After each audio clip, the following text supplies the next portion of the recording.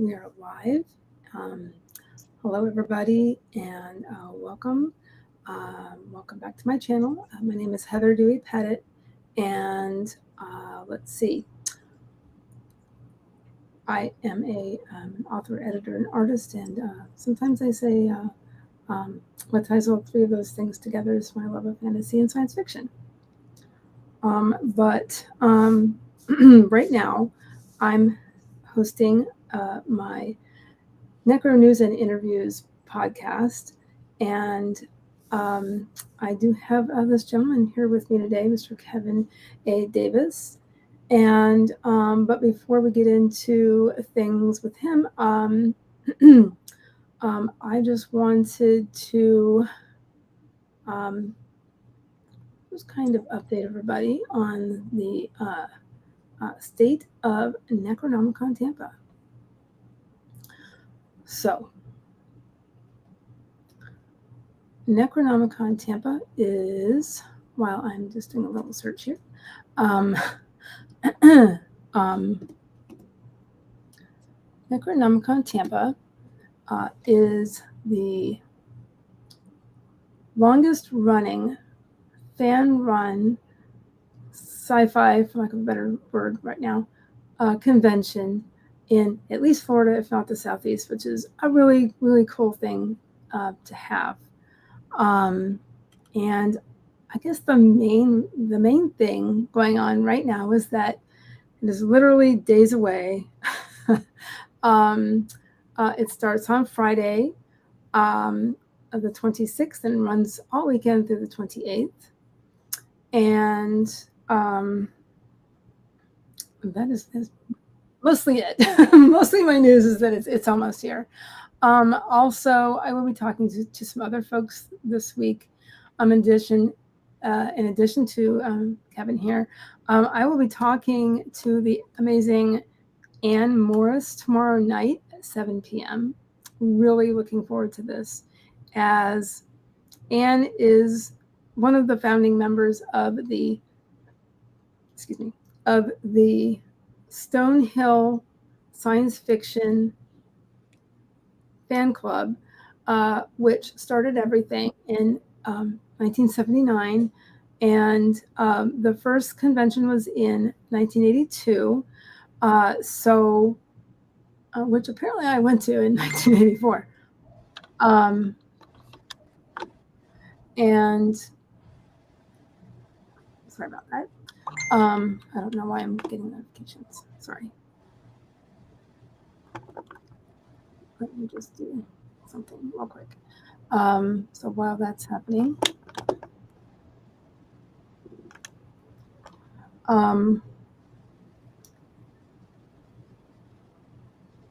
so this is the 44th Necronomicon Tampa.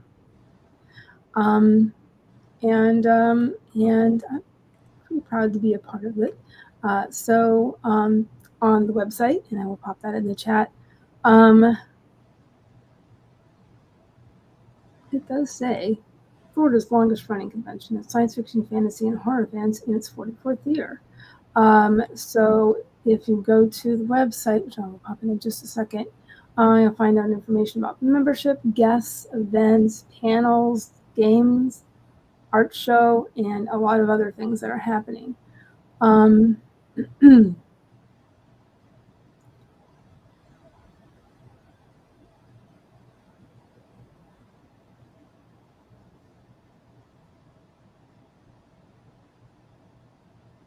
minute here, and I'll pop that in the chat.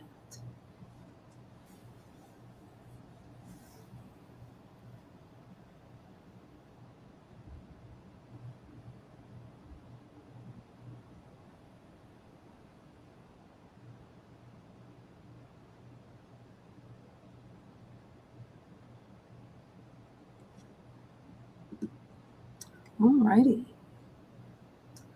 So, so there's that. So,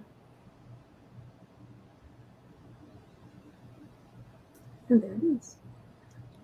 necrofl.org. And yes, that means it is a nonprofit organization that is 1 second.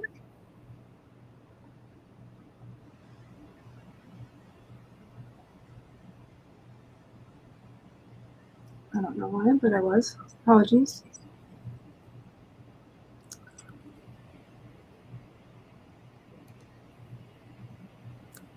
Okay. All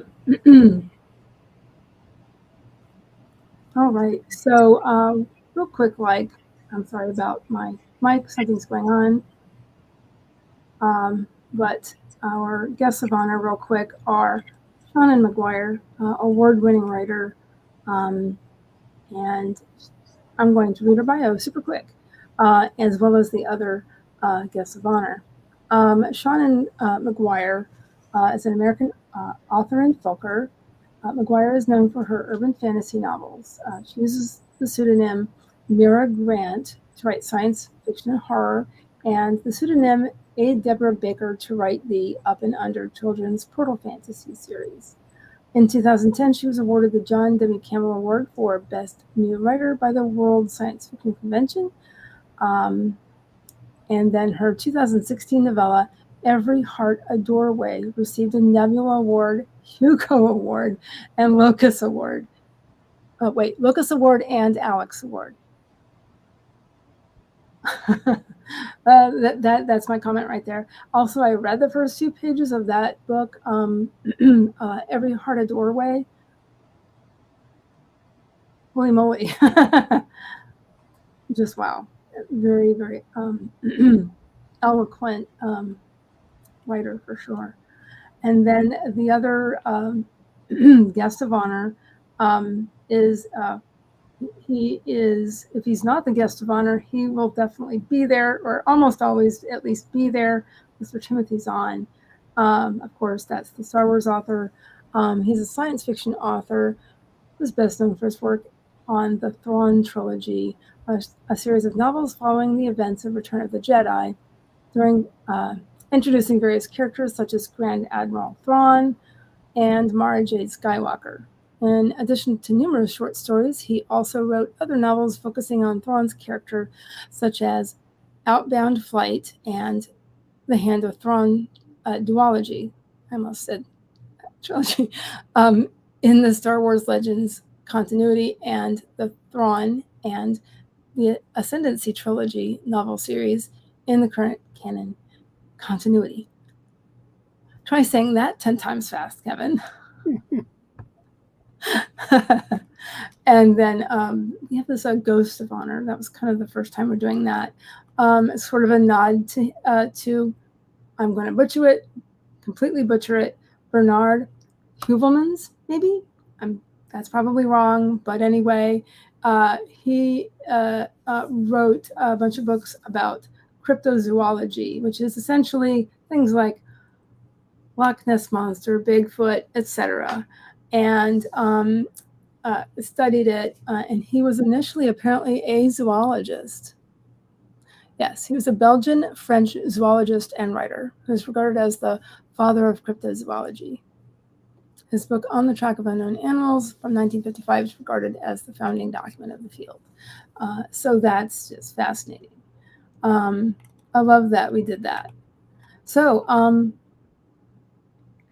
if I scroll down where it lists the guests, guess who's next on the list? Mr. Kevin A. Davis. Would you like to introduce yourself, Kevin? Hi, I'm Kevin A. Davis, fantasy author.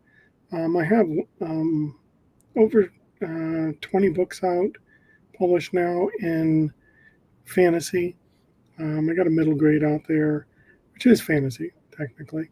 Me and my wife have done a trilogy for a YA adventure romance, Starborn series. Those are most of my published works that are other than the short stories. On top of that, I love publishing short stories. So we run anthologies. We've had 6 anthologies out this year. The latest is Cthulhu Dreams, which just finished the Kickstarter, did really well. And we get to, the beauty of it is we do an anonymous submission, so we end up with authors can have a large bibliography. hundreds of reviews, and we can have that first-time author that we know we've had people that are literally the first published story that's been out there, because it's not based on who they are, but more based on the story itself. Okay. So Inked Publishing is the publishing company I do that on. And right now I am reviewing novels. We've published nonfiction paranormal investigation pieces, but this is the first time we're looking at epic fantasy, a contemporary fiction, which I believe is going to get pretty heavily placed into women's fiction just because of the subject matter. But she does a great job at this. It's just an amazing piece. And we are looking at a horror fantasy. I'm still in the first two chapters of that I read today, that I did request the full manuscript on, because I want to see, now I'm going to need a synopsis to really understand where this is going. But it is definitely interesting. So those are some of the projects we have coming up right now. We have like 3 open calls going on. Wow. And we are doing another one that's going to be, that has been an invite only for a friend of mine who is leaving the States. So we're doing a charity anthology for them to help them when they get there and move. So that's what we got going on. A few things. Well, I'm going to pop a couple of links in the chat, a couple other links. Your website, with permission. Oh, yeah.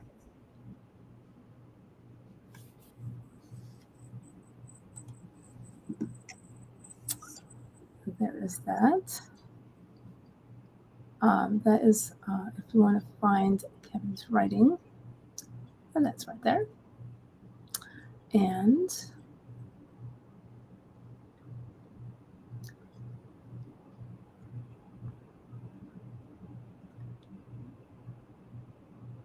you can also find him on Facebook.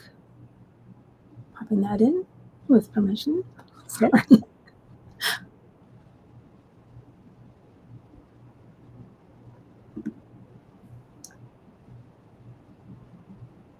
And whoop, there we go. And there's that. And so people can find out about submissions and inked publishing through that website, through your the KevinArthurDavis.com. They can probably find an indirect link, but I'll put in the YouTube chat the quick little 7-digit Inked Pub. We were lucky just to find something casual to put in there. So yes, Inked Pub is the best place to check for submissions and the other books that we publish outside of my own. Sounds good.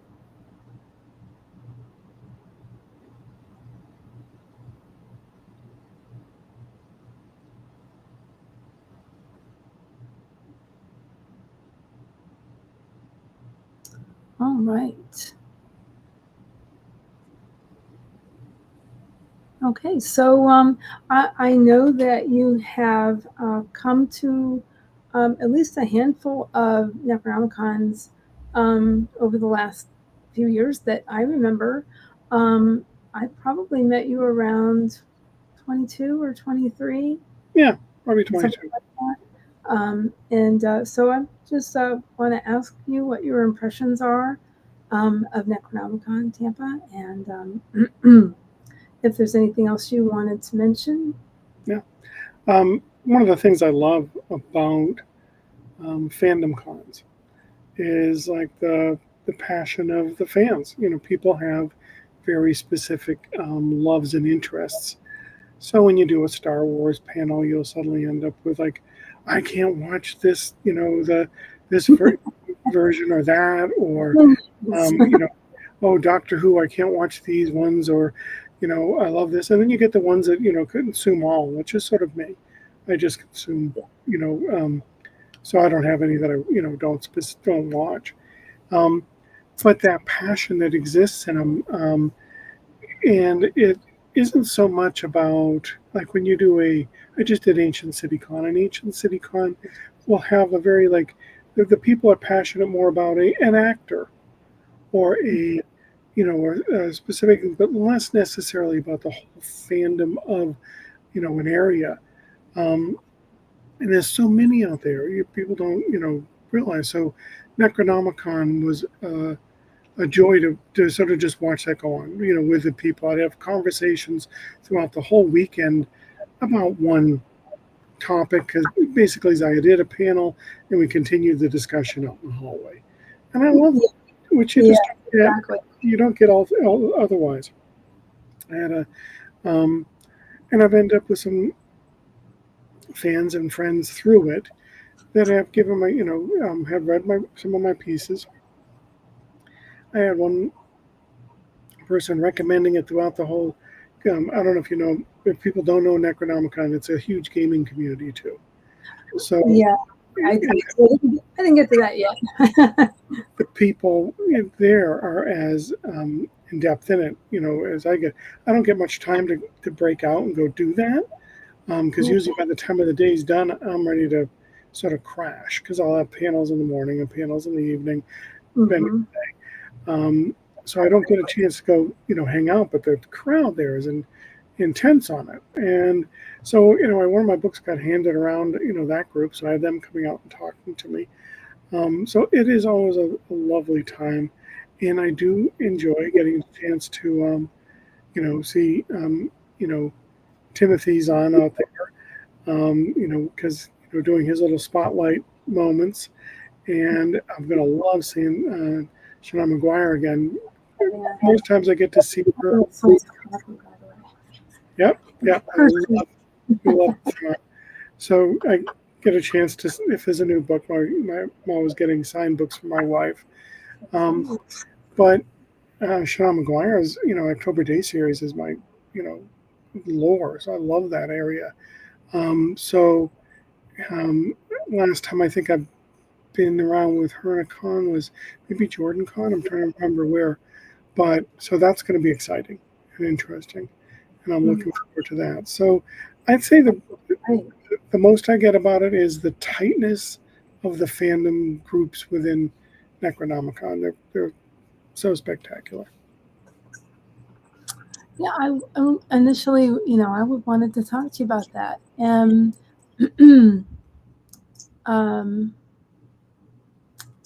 How did that come about? How did you get a chance to get involved with Jordan Con? With Jordan Con, I searched out in the beginning, before I started publishing, what I call writing fandom cons. First of all, like Necronomicon, but ones that had a focused writing track, because my initial was FWA, Florida Writers Association. I went there, and they have a genre breakfast where they put a little placard on the table, and it's like horror, thriller, other such. There was like one fantasy table out of like 25 tables, so me and the other 5 fantasy people sat there. And, so most of the workshops were still good. They were usable, on how to write a character. I went to, it was pretty much the same. Right. So you learn a little about a piece here or there. Right, exactly. You can apply a lot of writing advice to pretty much anything, but unless you are writing about a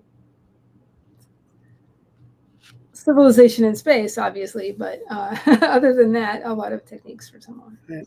And I went to other conferences where I had people saying, but you haven't set the time and place. Like maybe a news thing that, Nixon was just elected. And I'm like, they're in a different world, and they're in a desert.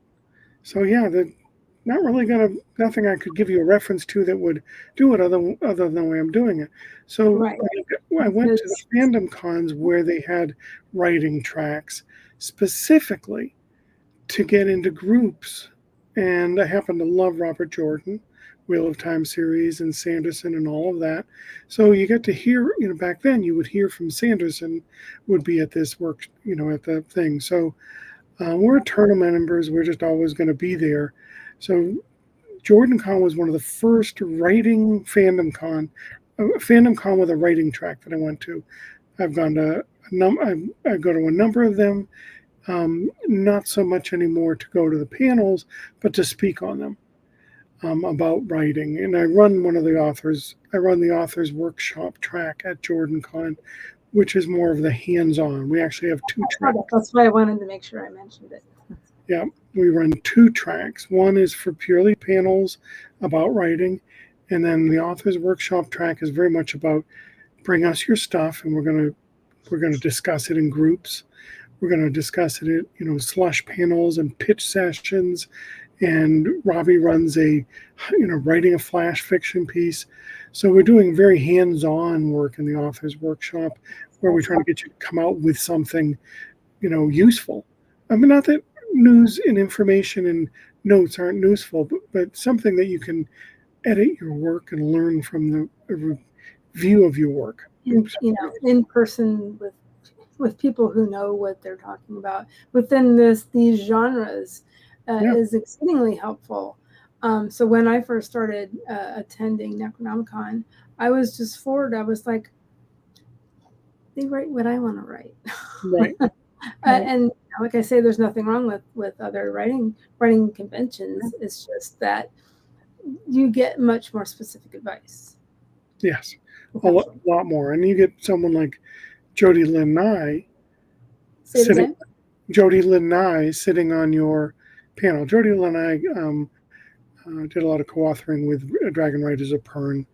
And so in my world, Jody Lynn Nye has a lot of strength in her critique thing. She does a workshop, a 3-day workshop at Dragon Con.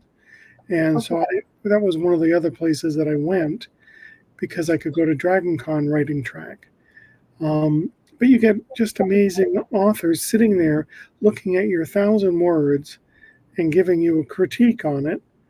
And you just can't get that, elsewhere. So that's one of the things I love about fandom cons is you get that opportunity. Yeah, absolutely. In the past, Necronomicons had writing workshops, has had a writing track or writing workshops. And we're trying to bring them back. Oh, yeah. There's definitely been writing panels. I mean, I've been on some of the writing panels that Necronomicon has had, which I think is great. But again, you have I think we have 3 rooms there. So you have to spread it out a little bit if you're going to, go through sci-fi, fantasy, horror, bring in the, guests of honors and have those conversations. So you need to share the rooms. And then again, extend the conversations, like you were saying, to the hallway, and then maybe go into a room. let's go over here, and yeah, that's the beauty of it. That's the beauty of a fandom con is you get that place and time with people for over a whole weekend rather than, just a quick friends, and you still are like, what? How am I friends with this person? I have no clue. Sometimes you feel a little fan, whatever you want to say, fangirling or whatever. So, I we were talking earlier about Richard Lee Byers. When I realized, because I talked to him before, but then when I realized what he wrote, I was like, oh. And then you start stumbling on your words the next time you talk to them, and you find out what but then you start listening to what they're saying, and you start absorbing what they're saying, and you walk away with good stuff. Yeah, huge stuff. I've been blessed that a lot of my areas that I've gone have had me in, sit down situations with, even my favorite authors, Brandon Sanderson, and having those where I get to sit there and do workshop or discussions, or going out to a bar with Matt Dinneman, just because that is what we're doing, what the group of us are doing that night. So for me, I have less. I just love it when someone is open and wants to discuss and help new authors learn things. I think that's the greatest thing in the world. So that's one of the reasons we do the anthologies on Ink Pub, is it's so hard to get your short stories out there and get people to give you a chance. Right. And that's what I like about being an editor is I like helping people. And this is one way that I feel like I can help, new authors or people who haven't written science fiction and fantasy before, or whatever it is, or they're just not sure about how to make something better. But I enjoy that very much. Yeah, I think it's one of the. It is a creative endeavor. Yes, and it is. I mean, that is, the beauty of in this world. It's slowly trying to erase a lot of creativity, and replace it with, a mechanized form of it, just to expedite, business. It's so important that we, embrace as much of the more natural streams that we have, more natural opportunities that we have. I'm sure as an editor, you're getting, it's difficult with, AI coming up and saying, oh, we can edit your product and make it so much better. And I can tell, like, there are people out there using it that are submitting stories, and it's like, it has a stiff, and it is often wrong, extremely wrong on what it determines. On some things, yes. Yeah, on some things it'll come up and be like. And then on some things, it's like some people are saying, oh, well, it has M dashes, so it's got to be AI. Well, that's the other side of the coin, right? It's like, I use so many M dashes, it's crazy. I mean, an M dash and a semicolon. Don't take away my emotional support. M dash. M dashes and semicolons have specific uses and are absolutely needed. And I mean, I can handle a number of sentence fragments. I certainly can within a story, just my personality, my stylism kind of thing. But it has to be done effectively, and not just because you didn't know. On the same way, an M dash and a semicolon have great uses to be able to carry that reader through a moment and then show them the interruption of thought or the interruption of speech, and delay them for just that second and then bring them back in. Now, could you write it a different way that would be without it? Sure. Would it have the same effect to the reader? No, it wouldn't. And that's one of the difficulties of this, is that, if it adjusts people's perception, it's going to cause, more disruption in writing and style than it will any benefit. It's a shame. I'm not sure where that came up with, and I'm sure it was just one version of the Chat GPT model that decided to go nuts on M dashes. I have no idea. Right. It's silly because it was programmed by actual authors. That's where they got it from, folks. Yeah. Yeah, I had three of my books were in that lawsuit. I didn't bother with the where they pirates, because pirates steal your books all the time. You get used to it. So you go up there, you tell them stop. But then it was scraped by one of the big large language models, and so they came back and they're like, oh, we found you on this, this, and this, and you can sue and all the kind of things.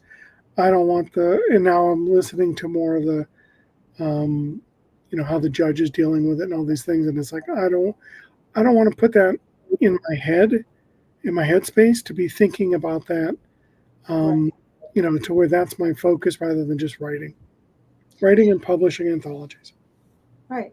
And I'm tempted to write about it on the editor side and say, okay, this stuff is going on with AI and all people are talking about this, but I don't use it. And there are certain things that I use, but they don't use what's it called? The generative AI. They don't use. Yeah. Yeah. No, I mean, there's my eyes don't use it, obviously. Yeah. There's connections, that are, there are, but they pitch word everything as AI now. And the reality is it's not all AI. They're just using it as pitch words. So there are some things that are, not, and then are still being, people are condemned. The biggest one was there is a Vellum AI. So when people saw powered by Vellum on products, they were like, oh, you're writing with AI. No, Vellum is a different kind of software that uses no AI, that does a very specific compiling into PDFs and EPUBs for us for when we're publishing. And it's like, people go a little bit crazy and they really need to just, go in and ask all the time. I state very clearly, we don't use AI. We want nothing to do with AI.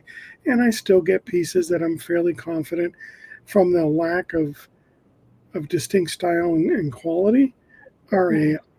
But they're going to lose on the factor that they they don't have the writing of their own personality in there enough to create a story that's interesting. Right. So if you lose a reader, you lose a reader. Yeah. You know what I mean? Yeah. Yeah. Why would you not risk losing a reader? Yeah. And my mom, but whatever. Yeah, my favorite author, my favorite authors, if any of them said I wrote a story with AI, it would be like, I wouldn't forego all their other work, but that piece I would have no interest in, because what I'm following, what I'm connected to, is that author and their style of writing and the depth and all their imagination and their creativity, not anything else. So for me, it would be a draw away. I couldn't help myself. But I'm the same way with art. I work with a lot of artists out of the Ukraine, the Philippines, that I've known for a while. And I love working with them, because I know the craft that they do and the work that they do. And I feel their heart in it. There's a lady here in the States, Rebecca, out of Vivid Covers, that I loved working with her, but she's so busy still, even with everyone else getting crushed by, they're losing a lot of jobs to AI. And she's still doing a great job. But her work is just amazing. She paints in digital, and it's just gorgeous. The Hidden Villains covers, a lot of those were done with her. I have an artist friend. She's a writer as well, and she does some other things. She's doing a cover for me for something that's coming. And she does not use it. She, just like that, she uses hand-drawn on Procreate for her covers. Yep. And the ones that I've seen are amazing. Yeah. And I'm looking forward to it. And the difference... We're working together, and I've seen a couple things. I'm like... It's always fun. It's always fun. I've got the ones I use out of MLBL art out of Ukraine. They're so quick to be. I'll be like, this, everything's good. All this one area down by their leg gives a misinterpretation of this, and this. Zip right along. I had, for the first time, I've had a gun on one of my covers, and because one of the characters, his main focus, his main tool is more of a gun, but not that he isn't a witch, but he's still. So I had to, there's specific, you have to be careful with writing about guns in a lot of ways, But one of the ways is that what we see in Hollywood, with everyone's fingers on the trigger, is a misnomer, because that's against gun etiquette as far as gun safety. Is that your finger is never on the trigger; it's next to the trigger, unless you are about to fire. Not if you're going around a corner or standing there posing, your gun is not on the thing. So anyway, they put it inside the trigger. So I was like, could you take it out? And they did. And I love being able to work with people who can do that in a fraction of a second, because it isn't like they have to rerun 17 lines of code or 70 lines of code to redo the image. They can just go in there and fix it themselves. And I was like, this is what I love.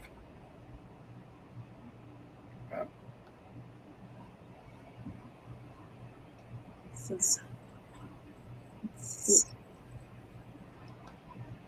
think we've covered a lot of what we wanted to talk about. Was there anything else you were thinking about mentioning? We talked about inked publishing and stuff that you do there. And, oh, I know. How silly of me. But you could maybe mention where else you're going to be, or unless you want to first talk about Necronomicon and that whatever panels you're going to be on. You know, Rick, I still have I have a number of panels that I'm not sure I'm the only panelist. So I'm waiting before I'm really sure of what Rick has me scheduled for. So I've been checking to see if anything's been updated, and I didn't check today to see if we've got any of that. But I do have one on it's not Lower Decks, it's about Star Trek. Okay. I saw that. And I am definitely a Star Trek fan. And against all the other people, especially guys my age, who absolutely hate Lower Decks. And Lower Decks is fun. It is just because I've seen clips. I have not seen the whole thing. Okay. But let me just mention that right off. But I have seen so many funny looking clips that make me go, I would love to see this one day. They use a lot of the old canon and play with it. And I'm like, this is fun. This is great. We talked about it. Strange New Worlds, all my favorite. Where the red shirts die and stuff like that. Yeah. Well, about Kirk and just all kinds of stuff. So they Riker's on there, and just it's fun. So anyway, I have a good time with that. I know there's some discussion on writing and publishing. I'm looking forward to that, because that'll be where I really get a chance to, see if there's people who are looking to move forward and what they're doing and what their ideas are. I'd love to hear about it. So yeah, those are some of my main ones. Publishing. Oh yeah, that would be me too. Hi. So anyway, I am enjoying, and I think you are one of those panels with me. But yes, so those are fun stuff that I'm looking forward to. But I'm just going to take it as it goes, and when we get there, sometimes we jump on some other stuff as we go, as things are needed. I'll watch as the days go on, and right up until and hit them up if I think there's, because I'm willing to do anything and I can talk. So if it needs to be for by myself, I'll do it. But I prefer being. Oh, there you go. It's a good fit. Excuse me. I'm so sorry about my voice, everybody. I don't know why. Oops. 1 second. So I'm going to see if that helps. So yeah, only a few days left. We're going to be doing this, and looking forward to it. And it's a nice, I don't know. Okay, yeah. I will be having me time away from family, so Mom's going to go there for a couple of days. That's me. but you know, it's a great way to also just hang out with people that I know that have similar, you know, like you said earlier, passions and interests. Yes. And so, yeah, I'm looking forward to seeing you and a bunch of other folks that I've met through Necronomicon Tampa. And maybe I'll buy another book from Tim Zahn. That's And all. and you know, just a bunch of other things to do, like Kevin said, there's gaming um, rooms full of all kinds of gaming, including tabletop, regular tabletop games, TTRPGs, and a bunch of other stuff, electronic games, all kinds of things. But I have somebody who's supposed to say, help me like actually go into that room and take 10, 15, 30 minutes away from things to just go in there and relax and have a little fun. I have somebody I've told to tell me to do that. Remind me to do that. Maybe you could remind me as well. We could remind each other. Anyway, I think that might wrap things up at about 45 after. Okay. So, yeah. So after Necronomicon, you will be at Multiverse. Inked Pub actually sponsors Multiverse. It is in Atlanta, Georgia. Actually, Peachtree City, just below Atlanta. yes, And it's in east of Atlanta. Am I right? it's just south. It's Peachtree City is on the bottom. I don't So, remember. I was there a long time ago, but you know, I don't remember. Sorry. but it is a inclusive and diversive fandom con with a lot of tracks, including a running track. And Ink Pub sponsors them every year, and I'll be there as a guest. Nice. And you said you were at Ancient City Con. That just happened. And anything past Multiverse that you can? I got a bunch of events, but probably my strongest genre within my genre event is Coastal Magic Convention. Okay. And it is a reader con. So Yeah. Jennifer Morris, out of she manages part of the urban fantasy track and Dragon Con. She brings in a number of authors, about Nice. 50 of us, and about 350 readers. And the panels are very much just to readers, purely to readers. We do a signing. There's a bookstore. We have a great game night where we just do this magical, like a mystery reenactment where they're trying to guess who killed who, and we're all the suspects. It's just a blast. Oh, very cute. Very cute. The Coastal Magic is down in Daytona Beach in February. I think I've got a couple things in between, but that's one of my big favorites of the year. I've heard about it for a while, but I have not been. I would love to go up there. That would be really cool. Yeah, it's a good time. Mm-hmm. I may be attending Orlando Reads Books, maybe. I went a couple of years ago, and I really had a lot of fun. And I had a chance to meet people I knew online that I hadn't met before, or I knew through somebody else, but probably through the FWA. So yeah, we have a little commonality there. Okay, so again, we have some links in the description and in the chat. Necrofl.org. There is Kevin's website and his Facebook, if you care to follow him. Never mind my comment from earlier.